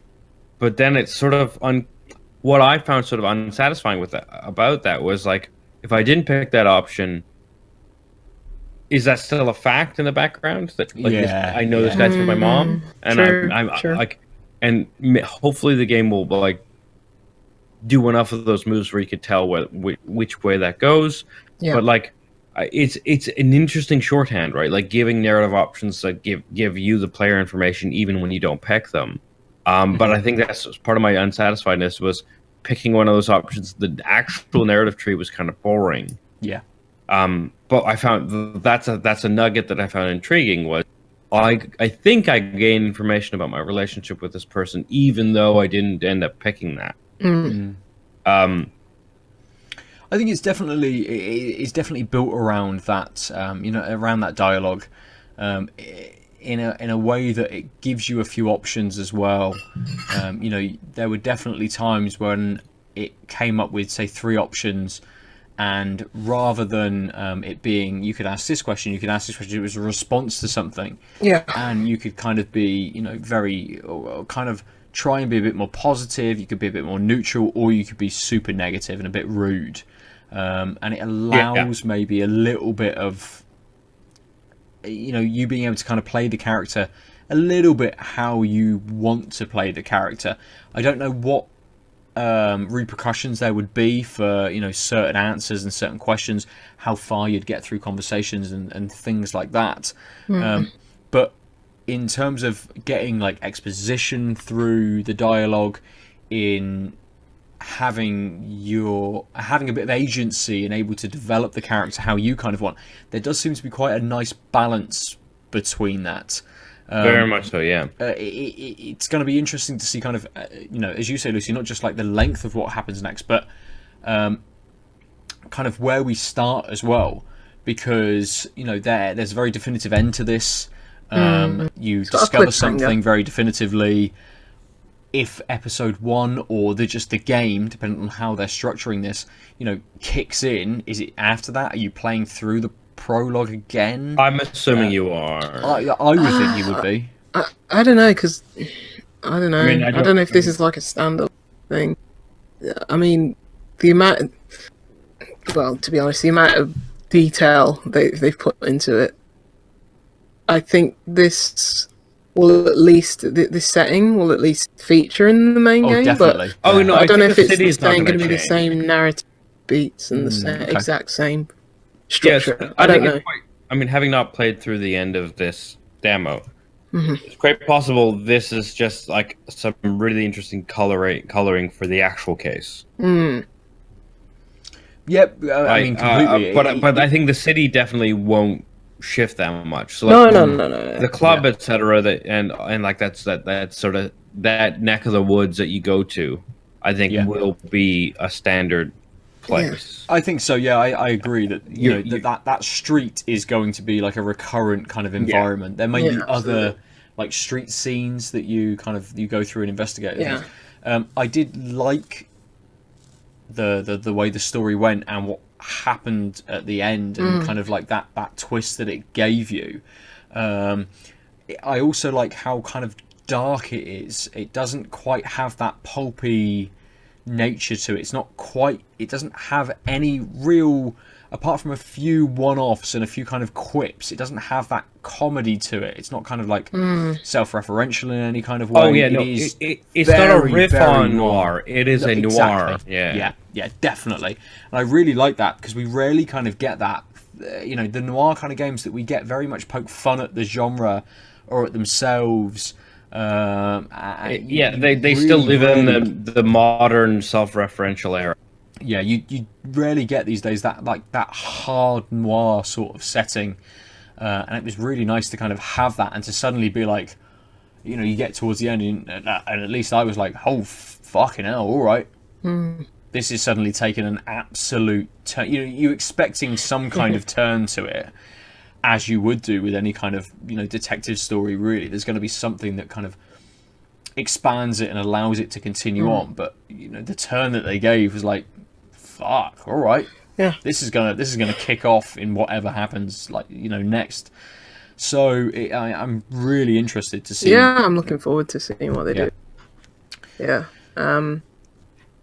As I said, obviously the town will be like a feature of the game, but I'm just wondering if they'll probably change the structure of the. Maybe this be chapter 3 in the game. They have a bit more things before. Yeah, I'm just wondering how they're gonna. Maybe they put out that roadmap, but it's not out till next year. So yeah, definitely looking to it. But I mean, it's actually really refreshing to have a demo that is just clearly like, this is what we're gonna do. Not some stupid trailer like this with gameplay is gonna feel like a proper demo. Yeah. I've seen quite a few pop up recently. A game that's actually come out was out earlier this week, which I've been playing, it's pixel art, it's noir. It's got a much lighter color palette, very very neon. It's got that noir setting, but it's just the color palette pops a lot more. They're obviously going for the darker color palette in Backbone, but it's called Tales of the Neon Sea, and you're playing as a PI detective, I can gather. And I played. I think I was still on chapter 1. Played the prologue, still on chapter 1. But yeah, that's a demo, I believe, still. But yeah, that's if you're looking for something that's out now and kind of similar. Yeah, check that out. Nice. I will play that more. I definitely will. Yeah, I'll do that. Yeah, and everyone buy Box Boy and Box Skill. I want to play that with the person, but it's local. I don't think it has that. Yeah, it's only local. Right. I'll bring my Switch down and we'll play it. But just buy it anyway. I might buy it beforehand. Just buy it. God damn it, it's good. I mean, I've never played the box game. No.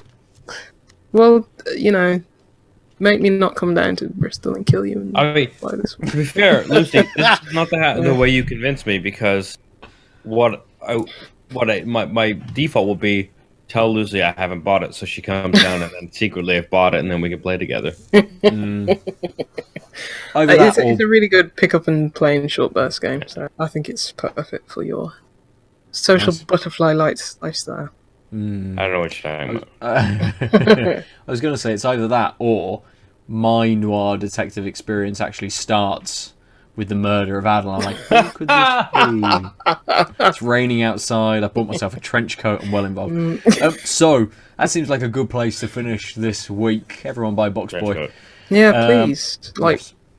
Honestly, I want them to make more. It said to be continued at the end. Really? Ooh, and there's a Box Baby. There's a Box. Oh, he's had his Box Children. He had those in last game. I think his Box Children appeared. Yeah, he's got two. Far too involved. And they got to save Planet Box. There's a complex lore to these games. Okay, good. Good. Aadil, you had 2 beers. Which did you prefer? That sigh before.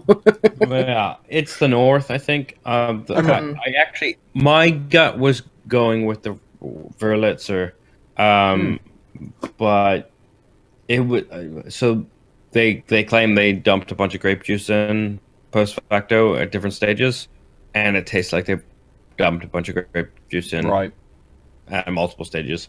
So again, I've only had a couple other brut IPAs in the past, but the North Cross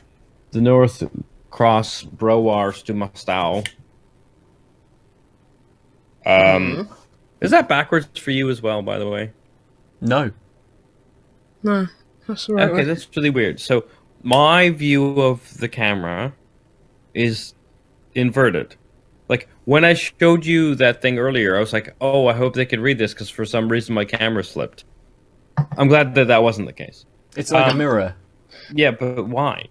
I was probably don't know. Apple trying to be like, "Well, if you want to do your hair with your laptop, this is better." Sorry. So what I like about the North over the Gipsy Hill, to cut off all their collaborators because I'm a bastard, is that it's a little more subtle. It does the brut / sparkling white wine a little better. It tastes like white wine. The nose was less grapey and more winey. The taste again was like, again, not my favorite type of wine, so I don't know why I decided to have a week of these. But you know, I'm an idiot. But like, yeah, it did the brut part better. It clearly was inhabiting the like sparkling wine space. I liked that neither of them were super bubbly. I thought that let the taste speak a little louder than maybe it could have if we had more carbonation. But also, I managed to pour the Wurlitzer really terribly and had a whole bunch of head. It just was interesting that it still didn't taste super carbonated. So I like that about both of them. But it's the North Cross Brewers to Mostow Brut IPA, just because I think it did what they were aiming to do better. Yeah. Nice. More Okay. wine and grape juice. Good. Lucy, how about you? Yeah. Between my two lagers, I prefer Okay, so the... wait, I'm going to pause you. So if I'm baller beers with my Brut IPAs and you got two lagers, what's your tagline? bottom feeder beer. There we go. I don't know. It's the opposite of a baller. I was just saying It's a lowly B. lagers, maybe. Okay. Baller beers and lowly lagers. Yeah. They're nothing of the sort. They're not low. I mean, I just like alliteration. let's we be need, honest. yeah. I It think is the title for the episode is going to be Baller Beers and Non-Lowly Lagers. Yes. See, I was Brilliant. wondering if the title would have some reference to the eldritch horror that is Sonic the Hedgehog's face. It was that was in the lead for the time. I think it should be baller beers and eldritch horrors. Calm down with that. Sorry, Lucy, you were giving us your opinions on the beer. Yeah. The Tzara from Thornbridge is my favourite. Purely because probably it has that fruitiness at the beginning. The only thing I don't like it is that I've had like mouth coating sugariness after I've drank it. But otherwise, yeah, it was smooth, it was crisp, it was clean. Might have preferred a bit more like hoppiness to it, but yeah, it's very fruit forward. Maybe it's because it's a combination of like the ale and the lager like styles, like techniques. But Yeah. I preferred that one. The modern Hellers from Tempest. It was like a good old fashioned lager. If none of that horrible gassiness, none of the heaviness, none of the yeah.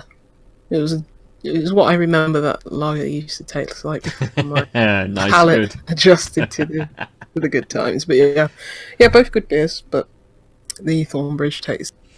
Good. Do you think that you could easily sink another one of either of them, really. You know, like the idea of lager about being able to kind of like just go and go and go and go and go and go and go. Yeah, they were like really easy drinking, like very smooth. Even with that sugariness in the Thornbridge. Yeah, that's the only problem with the bridge for me. But yeah, they were like smooth enough and light enough. I mean, one was 0.1, Thornbridge was 4.8. So yeah, you definitely could have a few of those and be happy. Yeah, like or something. Yeah. Nice, good.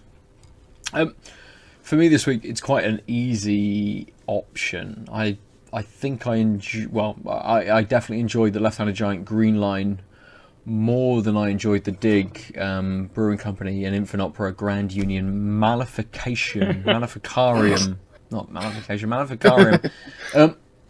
I think it's much more because the Green Line was just a bigger flavour. It gave me a lot more. Obviously, it's a big difference between a pale ale and an IPA, but the IPA just flowed really well, and it had that kind of like complex flavour to it, moving through the fruit into the pininess, into the bitterness, and that lasting fruit flavour towards the end. The pale kind of just came and went quite quickly, which is fine, but I think I needed the pale to just be a little bit more than it was. Not much, but it just didn't quite sate my appetite. I've had plenty of pales which have lasted, which have just given me that little bit extra. I think this maybe just doesn't quite do that. Very refreshing, very easy to drink. If it was a super hot day, I think I would reach for the Dig over the Left-Handed Giant. Yeah. Or at least I'd drink it before I drank the Left-Handed Giant. I'd still drink the Left-Handed Giant on a nice hot day. I think I'd reach for the Dig before that if I had them next to each other. But just the Green Line from Left-Handed Giant just gave me more. A little bit more complex, a little bit more going on, and done very well as Left-Handed Giant do. Make excellent beers. Seen that one. Dig make brilliant beers. This doesn't quite fit the Dig mold. When we said before about certain brewers having, they have that nose to them, you can tell that it's a beer from them. This is very different from the other beers that I've had from Dig, which is great, brilliant for them to be doing something different. But trying to find their feet. But the ones that have been putting in cans have been pretty decent quality. They have, yeah, definitely. Pretty nice. The ones that we've had down here, California and Dagger have both been really good. Really good beers. Yeah. So, yeah. Dagger. So, Aadil, if people want to chat to you, now you're back in the UK, they probably ignored you while you're away, but if they want to chat to you now whilst you're back, how do they do so? The throngs of people who try and interact with me. Exactly. Yeah. All connecting through the Switch. I am at the Omniarch on all things except Switch and Twitch, where I am the _Omniarch on Twitch, and SW fuck off just message me with something else and I'll look it up on Switch. Yeah, that's about it. I'm on the grams, I'm on the tweets, I'm the Omniarch on Facebook as well. I'm facebook.com/the Omniarch. That's all I got. Talking about beers, video games, philosophy, photography. Those are basically a weird. My Twitter sphere is very strange because those four microcosms don't have a strong intersection. That's not me. But yeah. Before we go on to you and Lucy, though, we should probably talk about how we get the group of us. Or are you going to do that last? I was going to do that last, but it's okay. I can do it now. No, you can get fine. us at Tanked Up. I'm going to do it at TankedUp_cast on Twitter, Tanked Up Podcast on Instagram, or tankedupcast@gmail.com. Are we Tanked Up Podcast on Instagram? I believe so. Yeah, I checked it last week. I'm pretty sure we are. Pretty sure that's the handle. Who knows? No one can tell. I don't think we are, and I made it. We're Tanked Up Cast on Instagram, you asshole. I would never put the pod back in. We're tanked up Just cast or search underscore cast. tanked up, and Who's you'll sorry? either add What's us or going on? somebody Who's else. talking? I don't know. No one's got anything wrong. It's fine. We'll just move on and ignore completely. Yes, you can do all of those things. Go to outoflives.net for other podcasts, things to read, stuff for your eyes, your ears, all your orifices. Oh, Lucy, Alright. how can people get hold of you? Just juicy loose line everywhere. Good. I'm just still thinking about that orifice. Wow. If you want me through your orifice, it's at no God. 47. I am now unfollowing you. Yeah. Just so that it's clear that that's not what I want. Well, isn't that what Instagram is for? Like, That's not. I don't People expect. I soliciting. don't expect people who connected me to only want that. There might be other things. yeah, keep What if they digging. don't? Yeah. They explicitly, and I mean that in both senses of the term, don't want that. Well, all the people moving over from Tumblr now. That's it. They need I somewhere. They assume. need somewhere smarty to go. Might as well be me. So for another week, we've been tanked up. Bye. I was going to say, don't forget to tell your friends or leave reviews on your podcatcher choice. Oh yeah, that one. Yeah. It's always good. Bye. Ben's giving. Yeah. Bye. Is now where I say ciao? I'm out of practice.